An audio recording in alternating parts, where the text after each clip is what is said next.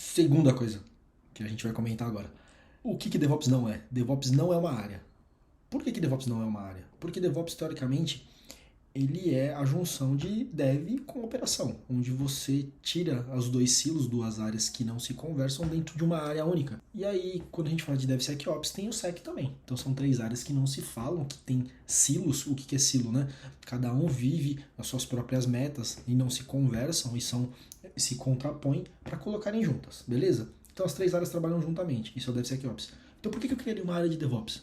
Para que as outras áreas abram um chamado para o DevOps para criar esteiras ou modificar as esteiras ou mexer no CI/CD ou criar novos padrões. E aí você está criando novos silos, né?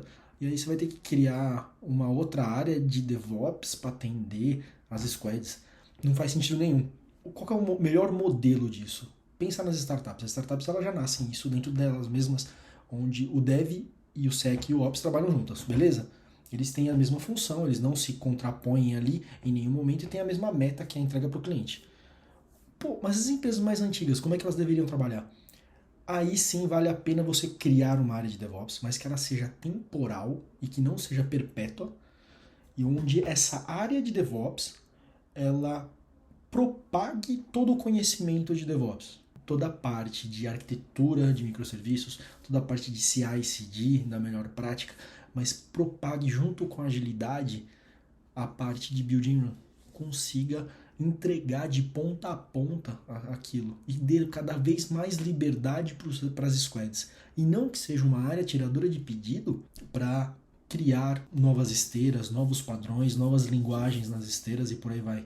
Isso é um mito, porque teoricamente no futuro você quer ser igual ou melhor do que uma startup. Se você quer ser melhor ou igual a uma startup, no mínimo você vai ter que ter um build and run ali rodando, com o cara dentro da squad, com autonomia de criar pipeline, tirar pipeline, subir pipeline e modificar pipeline da melhor forma possível.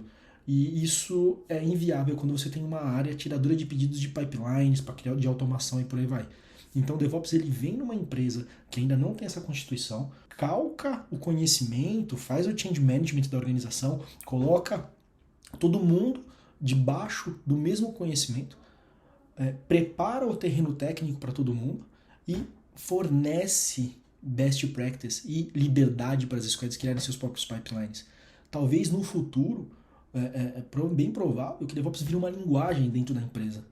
E com essa liberdade você consiga atingir a mesma velocidade de uma startup, que nem a Amazon hoje fala de 60 milhões de deployments por ano, que é o que traz a velocidade de entrega de produtos cada vez melhores e cada vez com time to market para a empresa. Então é de se pensar se realmente você vai ter uma área de DevOps para o resto da sua vida. Eu acredito muito que não.